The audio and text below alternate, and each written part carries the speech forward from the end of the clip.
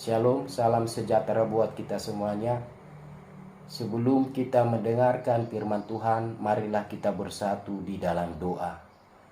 Damai sejahtera Allah Bapa yang melampaui segala akal, itulah yang memelihara hati dan pikiranmu di dalam Kristus Yesus Tuhan kita. Amin. Saudara-saudari yang terkasih di dalam Kristus Yesus, firman Tuhan sebagai khotbah Minggu Letare 19 Maret 2023 yang tertulis dalam Yohanes 9 ayat 35 sampai ayat 41. Demikian firman Tuhan. Yesus mendengar bahwa ia telah diusir keluar oleh mereka. Kemudian ia bertemu dengan dia dan berkata, "Percayakah engkau kepada Anak Manusia?" Jawabnya, "Siapakah dia, Tuhan, supaya aku percaya kepadanya?" Kata Yesus kepadanya, "Engkau bukan saja melihat dia, tetapi dia yang sedang berkata-kata dengan engkau. Dialah itu." Katanya, "Aku percaya Tuhan." Lalu ia sujud menyembahnya. Kata Yesus, "Aku datang ke dalam dunia untuk menghakimi, supaya barang siapa yang tidak melihat dapat melihat, dan supaya barang siapa yang dapat melihat menjadi buta." Kata-kata itu didengar oleh beberapa orang Farisi yang berada di situ, dan mereka berkata kepadanya, "Apakah itu berarti bahwa kami juga buta?" Jawab Yesus kepada mereka, "Sekiranya kamu buta, kamu tidak berdosa. Tetapi karena kamu berkata, 'Kami melihat,' maka tetaplah dosamu." Demikian firman Tuhan. Saudara-saudari yang terkasih di dalam Kristus Yesus, peristiwa kesembuhan dan pengusiran orang buta dari komunitas Yahudi diketahui oleh banyak orang, termasuk Yesus sendiri. Setelah ia ditinggalkan dan diusir manusia, lalu kembali Tuhan menjumpai orang yang tadinya buta itu. Rupanya Yesus tahu. Yesus mendengar apa yang selama ini terjadi padanya.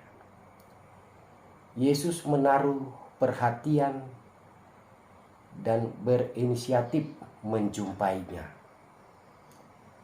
Perjumpaan kali ini sangat berbeda dibandingkan perjumpaan pertama.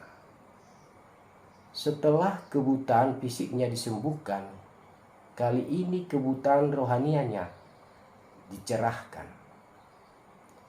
Apa yang selama ini menjadi ketidaktahuan orang ini menjadi nyata berkat pertemuan dengannya.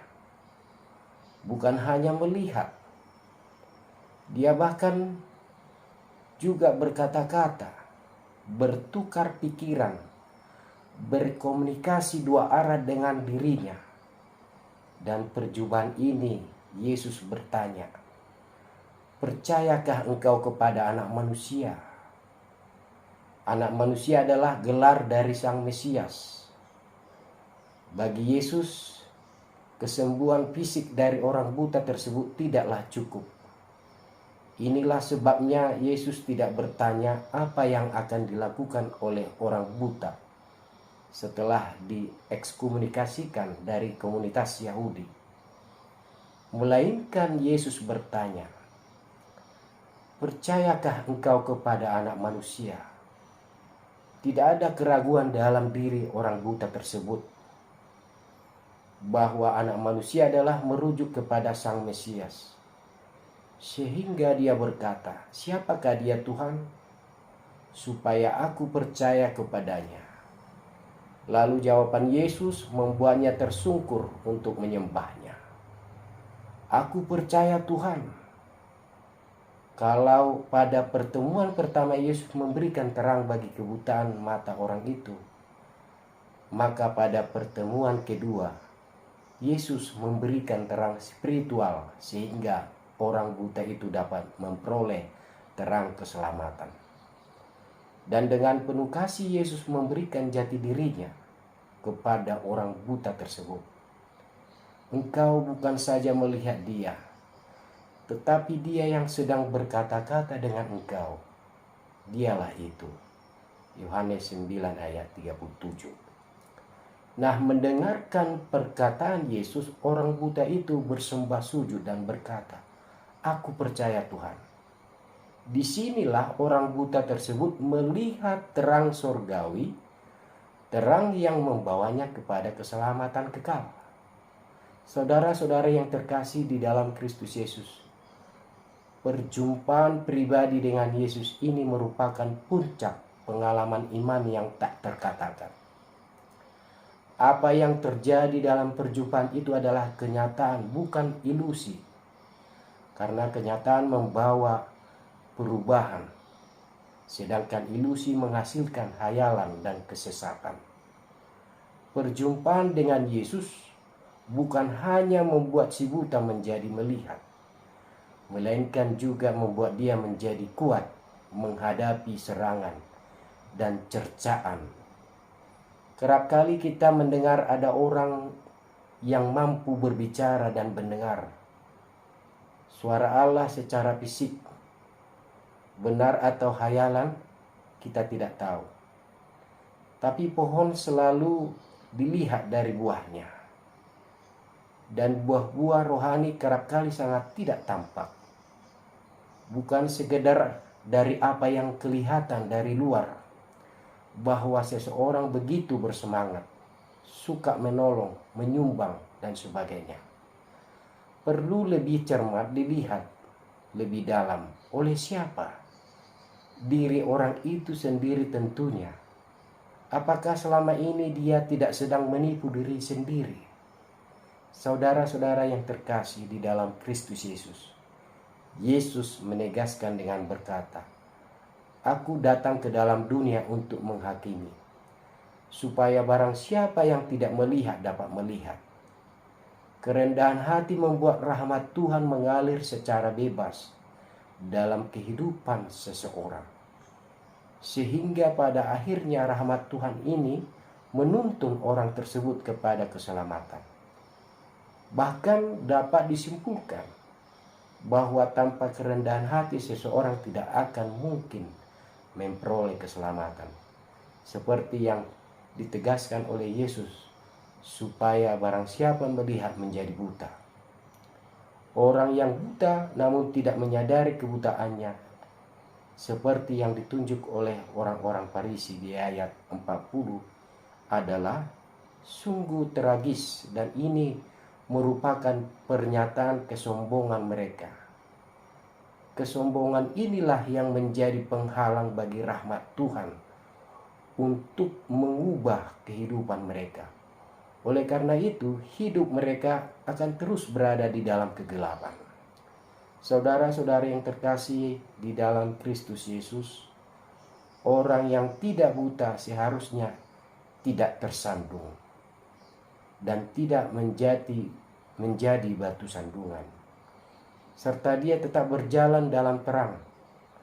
Maka orang percaya yang telah melihat namun tetap hidup dalam kegelapan, lebih besar dosanya daripada orang yang buta.